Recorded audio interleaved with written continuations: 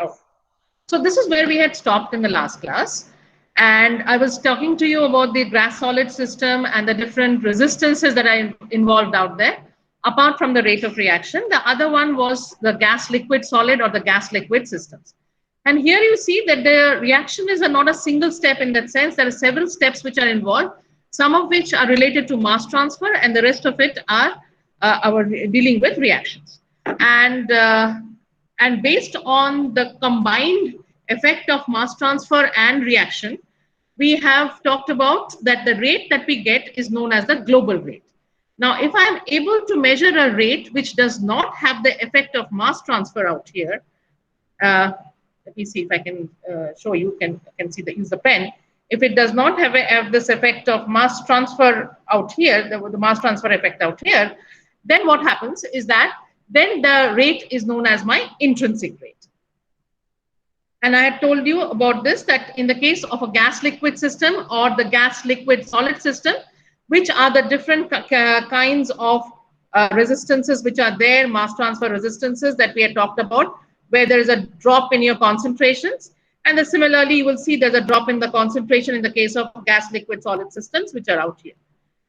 And so now if you look at these, in most of these cases, like we had seen, I talked about a catalyst which is said to be a non-porous catalyst.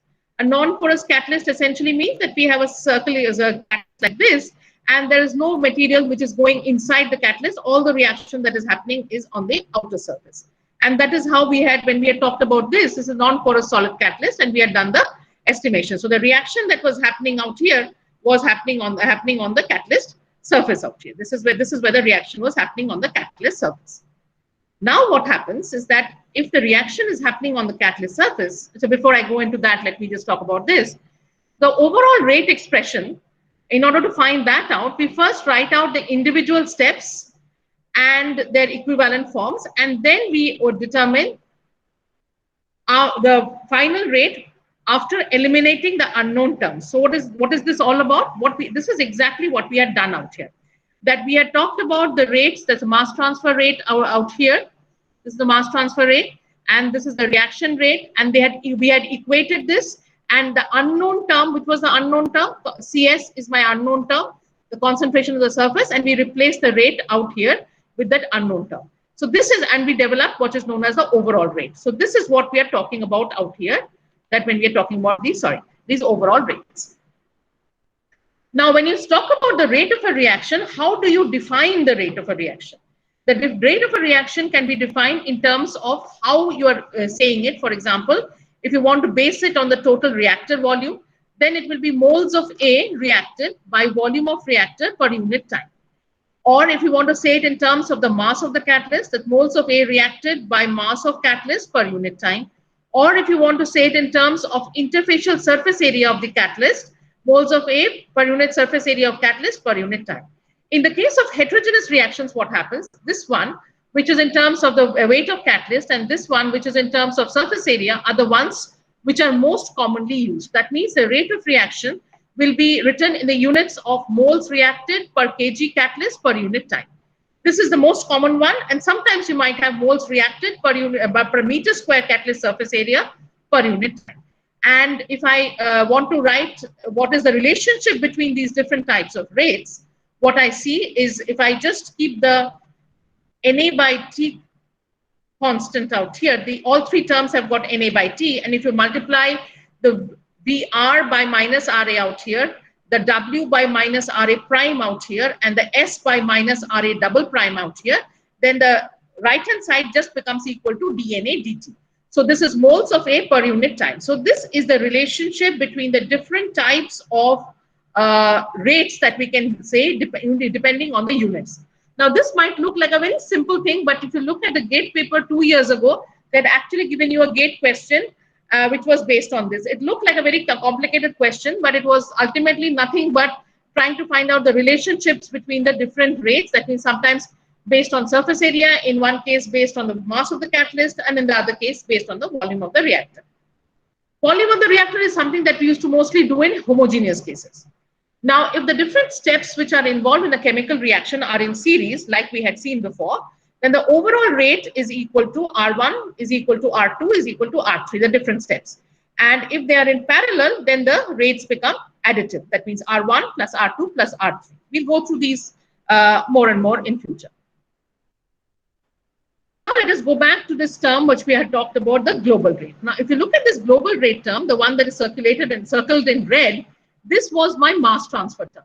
And which mass transfer, if we were talking about a catalyst pellet like here, even though in that case we were talking about a non-porous catalyst pellet like this, and we said that the whole reaction was happening on the surface of this catalyst pellet. So if I look at, suppose this is a sphere, then what would be the catalyst pellet essentially surface? 4 pi r square. So this is a horrible pen. So this essentially becomes equal to 4 pi r square.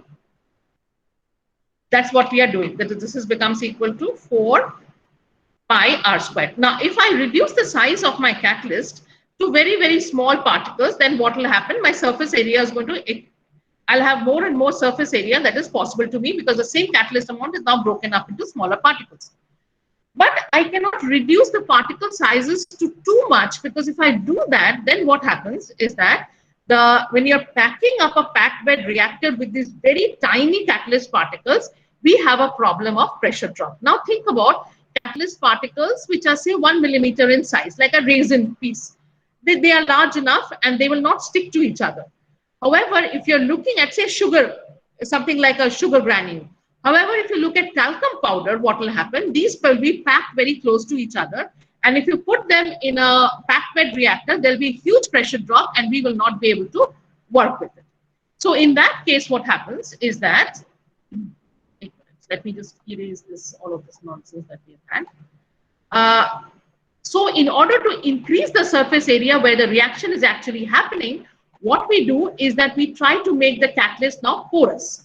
So if the catalyst is porous, that means what? There are pores inside the catalyst pellet, and the gases reactant gases can go inside the pores, and the reaction is actually happening inside these pores. So the one we had already discussed out here, that means that the rate drop in concentration, it is the bulk concentration remains constant. As it comes to the gas film, there's a drop in concentration. This drop in concentration due to mass transfer resistance, this is known as external mass transfer resistance. External mass transfer resistance or external diffusion resistance. Because it is outside the catalyst, this is known as external mass transfer resistance. But if my catalyst is not non-porous, that means it is a porous catalyst, that means the gases can go inside. As the gases travel, for example, from the surface of the catalyst pellet to inside the pores, right inside out here, it will face some other resistances. Again, there will be a mass transfer resistance, because if you notice that these paths are not straight, they are curved, they can be in all directions, and the gas has to travel to these thin, narrow pores inside. So there will be a huge resistance that it will face inside the catalyst pellet, and this kind of resistance is known as the internal mass transfer resistance or internal diffusion resistance. When the gases are allowed to go inside, or they have the ability of going inside the catalyst pellet, that the reaction is happening actually out here inside the catalyst pellet, out here at different points inside. I'll discuss these a little more later. And when the reaction is happening inside these catalyst pellets, what happens is that the products are formed out here. Now the product gases now have to get dissolved, and they have to come out through these pores again. So there's more mass transfer resistance that is involved in these cases. The reason we have porous catalyst is essentially to increase the surface area where the actual reaction can take place. So as the reaction has to be transported from the mouth to the catalyst pores on the external surface to the catalyst surface inside the pores, this diffusion resistance is known as the internal mass transfer resistance. So when we have a reaction, we can have a resistance due to external mass transfer, we can have resistance due to internal mass transfer, and we can have resistance due to the reaction. So not only is there mass transfer, there could be two different kinds of mass transfer resistances. One is internal and one is external. So if you look at this figure that I have in the bottle, let me see if I can blow up this figure for you. Okay, so you see these are the sizes that are involved in the case of a heterogeneous reactor. So we have say a simple packed bed reactor packed with spherical catalyst pellets. So the reactor will have a larger size. The diameter of the reactor could be 1 meter, 1.5 meters, 2 meters. And from there, we go on to these. Now, if you look at these individual catalyst pellets, now remember, this is a pellet. So these individual catalyst pellets could have a size of, say, 1 to 10 millimeters. 1 to 10 millimeters, that means 0.1 centimeter to 1 centimeter. And these catalyst pellets are now made out of particles of the catalyst. These particles also are, say, spherical in nature. So this is the size of one particle. One of each of these circles are essentially particles. So if you take powder and you compact them together, like for example, if you take a tablet, those medicines tablets that you have, the tablet, say for example, is a pellet. Now, if you break a tablet and you grind it up, you realize there are particles inside. These are the particles that we are talking about out here. So this is the particle that we're talking about. The sizes of the particles are anywhere between 1 to 10 microns. Micron is 10 to the power minus 6 meters. Now you see that these particles are actually porous in nature. So they have pores inside. And if you see these black spots out here, these black spots are where the actual reaction is going to take place. So inside the pore is what we have seen. The last picture out here is inside the pore. And these are the black spots which can be seen. This is called the active site. I'll describe these later again. This is where the actual reaction is happening. That means your reactant gas is coming. It is interacting with this catalyst particle out here. It is getting converted to a product B, which has to be now dissolved, and it has to go from inside the pore to the surface of the particle, then from the surface of the particle through the pores to the surface of the pellet, then from in between the pellet particles to outside the reactor. So there are several points at which there is a mass transfer resistance which are involved. So that is where this is what is the importance or the interesting part about heterogeneous reactions that are there. How mass transfer plays a very important role in deciding the rate of our reaction. Now, apart from mass transfer, there is another factor which becomes very important, and that is heat transfer resistance. So heat transfer resistance also has an effect on the overall reaction rate of the heterogeneous reaction. Now, let us see how does that happen. Now, let us look at a catalyst. Say we have a catalyst pellet like this, okay? Catalyst pellet which has got pores inside. Let's take one single pore for simplicity's sake. And here is where the black point inside that pore, where the active site is, where the actual reaction is taking place. Now, if this reaction is a highly exothermic reaction, now before I go into exothermicity, let me just go back and remind you about the concentration. So what is the reaction happening that out here?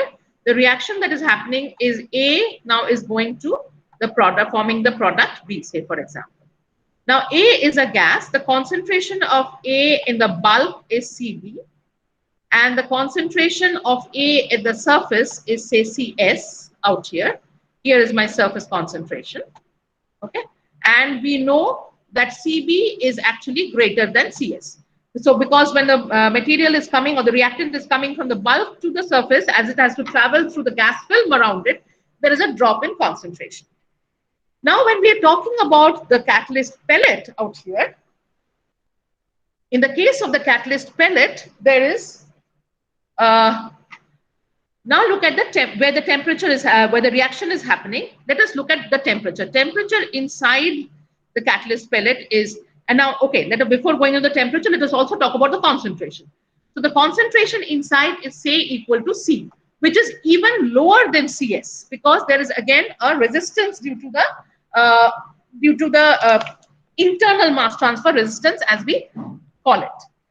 Now look at this, is that what happens when we have a exothermic reaction. Exothermic reaction is happening inside this catalyst pore, and when we have this exothermic reaction happening inside the catalyst pore, what happens is that exothermic reaction, you know, is that the heat is given out. When the heat is given out here, that means the temperature inside this is much more than the temperature at the surface. So let us just talk about this again. Let me get a pen. So no, let me just get a pen, but with a different color. Just give me a moment. So we can have temperatures between the, so the temperature, if you suppose is this point is T, and because this is an exothermic and the temperature at the surface is Ts. So because this is a reaction, your T is going to be greater than Ts. Okay. So, and you know that your rate of reaction is highly dependent on temperature. So the rate of reaction is going to be high out here as compared to the rate of the reaction at the surface. And because of the gas film out here, there'll be another concentration temperature drop because of the bulk. So the temperature, unlike concentration, concentration inside is lower than the surface concentration. But when we have a exothermic reaction, the temperature inside is actually higher than the temperature at the surface. So the rate of reaction is going to be more inside the catalyst pellet than what it is going to be at the surface of the catalyst. Now, this is only possible if you're talking about an exothermic reaction. Suppose it's an endothermic reaction, then because the temperature, energy is absorbed out here, the temperature inside the core is going to be lower than the temperature at the surface. So the concentration is lower than the surface and the temperature is also lower than the surface. So the rate is going to have, it is going to have a negative effect on the rate, or the detrimental effect on the rate. It's going to reduce the rate due to a decrease in concentration and also due to the decrease in temperature. However, in the case of an exothermic reaction, concentration inside the pore is lowered, which is going to reduce the rate of your reaction, but temperature inside the reactor is, inside the pore is higher, which is going to enhance the rate of the reaction. So these are two opposite effects that happen in the case of exothermic reaction. So mass transfer and heat transfer have got opposite effects when we are talking about exothermic reactions, and we will see interesting situations that we will come up with when we have situations like this, when we try to mathematically develop these ideas as to what is going to happen, and when we have such opposing forces kind of taking part in it. This is not the case for an endothermic reaction. So I've just given you an example out here which says that oxidation of sulfur dioxide with air is carried out using a platinum catalyst. The bulk temperature is 465. That means this temperature, bulk temperature, is 465. The actual temperature in the catalyst surface is 480, and inside it might be even higher. So the rate calculated at this temperature is 31% higher than the rate calculated at the bulk temperature. So because of an exothermicity, the temperature becoming higher, the rate is actually, you are calculating a higher rate of reaction than if you had calculated it at the bulk temperature. So as we do these different chapters, we will try to understand each of these phenomena that I had discussed. So now again, just going through the syllabus, what we have discussed in the previous day and what we are discussing today right now. This is an introduction to the all heterogeneous processes. The next chapter that we are going to do is on catalysis, that we are going to talk about the catalysts, what is a catalyst, what are the general characteristics of a catalyst, how does catalyst help in a reaction, does a catalyst always help in a reaction, these kind of things we are going to see. Now, the moment we have a catalyst involved, there will be, because it is a solid surface, the phenomena that is going to be important is adsorption. Adsorption is something which we have done, you have done in your mass transfer classes, and people who had done the environmental course with me also had learned a little bit of adsorption before that.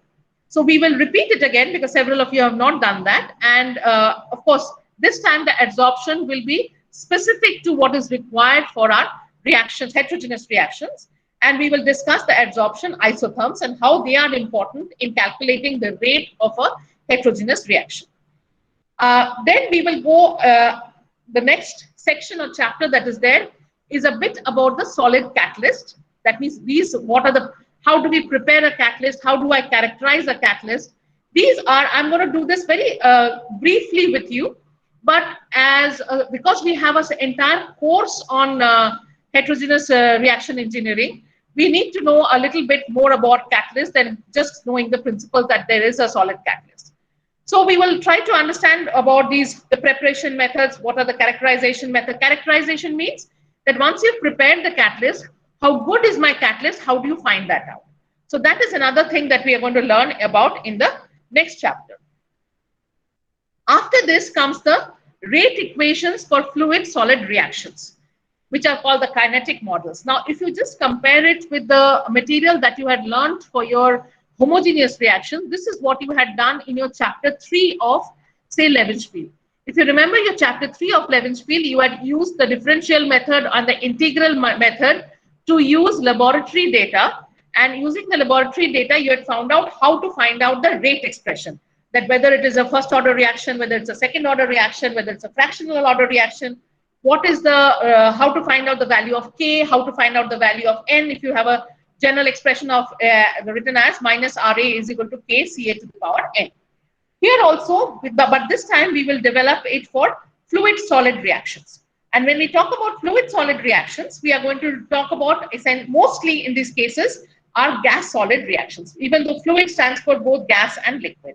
And the models that we are going to study are known as the Langmuir-Hinchelwood model and the Eller-Riddle model. So heterogeneous data analysis essentially means after we study what are the different possibilities of the model, then we are going to take experimental data and see how we are going to actually formulate or find out the rate expression for a heterogeneous reaction, taking data which we have gathered or we have experiments that we have carried out in our laboratory. The experimental data will help us estimate or generate what kind of equations that we are going to do, or the rate expressions, because the rate expressions are finally going to be used for your reactor design.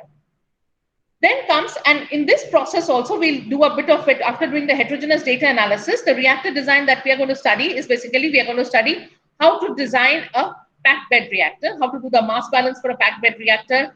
And suppose we have to do an energy balance, how do we do that? How do we, suppose it's a gas solid reaction where pressure has an influence. So how momentum balance also will have an effect on your the reactor design which is there. After this, we go into more detailed understanding of this internal transport processes. That means the internal transport processes, essentially we are talking about the reaction and diffusion in porous catalyst, that inside the catalyst pores, which is the most common situation, is how the internal diffusion affects my rate, how do we do the calculations, what happens, etc. That part we have to study. And these are an extremely important part in terms of this course, as well as if you go ahead and even for your gate examinations, these are parts where you are asked questions on these parts, very commonly asked questions which are there on internal transport and external transport processes. External transport is because of the mass transfer in the surrounding of the catalyst due to the gas film or the liquid film, whichever one is the situation. After this, we'll study something which is known as deactivation. Deactivation essentially means that even though the catalyst, you know from definition, is not supposed to change its character after the reaction is over, when you keep on using the catalyst over a period of time, over several hours, long periods, you will see the catalyst essentially deactivates. That means the activity or the ability of the catalyst to carry out the reaction goes down. And how does this deactivation happen? What are the principles? What happens to the catalyst? All these kind of things we'll study in our deactivation. Deactivation was actually not a part of the GATE syllabus even 2 years back, but from this year onwards, they had, that means in 21, they had it in the GATE syllabus, and they have included that deactivation part as a part of the reaction engineering also. And the last two sections which are there is called the fluid particle non-catalytic reaction kinetics. These are essentially non-catalytic homogeneous reactions, which are, if you remember, I had told you yesterday or the previous class, that these are dynamic in nature, and we will study about that as a fluid particle reaction kinetics. And the last chapter is going to be on fluid reaction kinetics, that means gas liquid reactions. We don't usually try to do gas liquid solid reactions out in this course, but if some of you go ahead and do your masters, then if you do a reaction course out there, you will do your gas liquid solid. But we primarily will deal with gas liquid reactions out here, and how there also you will do a lot of things which we have already covered in your mass transfer classes, like the two film theory, etc., etc. So this is what our entire syllabus is all about. And the books that we are going to study are essentially chemical reaction kinetics, chemical engineering kinetics by James Smith, elements of chemical reaction engineering by Fogler, and chemical reaction engineering by Levensspiel. The second and the third one, I presume you already have a copy of that. And I will cover different chapters from different books. And whenever I cover a chapter, I essentially will mention where this material is available, so that you can go to a particular book and you can find out, okay, whatever I'm teaching, it is going to be there out there. Every chapter I'm going to mention where I'm taking the material from, which book I'm consulting for this particular chapter. See, Levenspiel is very good for the last sections of deactivation, fluid reactions, fluid particle, non-catalytic reactions. Those are very good. Those parts will be covered from Levenspiel. Now, when it comes to the other sections, that means the catalysis part, the adsorption part, and the heterogeneous data analysis, external and internal diffusion, all those parts, those will be covered using the first two books, that is James Smith and Fogler. Now, I do not know if you can get a copy of James Smith, the third edition. Even though I'll follow the third edition, I could not get a soft copy. If some of you can get it, it's fine. I have a second edition copy. I will upload that on the Google Classroom for all of you. But if you can get a third edition copy, that's better.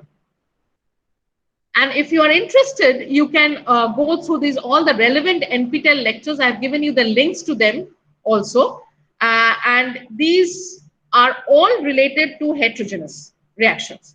And if you look at the last two, the first one, that is Chemical Reaction Engineering 2 by Professor Ganesh Vishwanathan, the Chemical Reaction Engineering 2 Heterogeneous Reactors by Professor Krishnaya, and Professor Modak's Chemical Reaction Engineering, and Professor Suresh, Professor Vishwanathan, and Professor Mahajani's Chemical Reaction Engineering. These are, the first four are essentially going to cover the entire syllabus.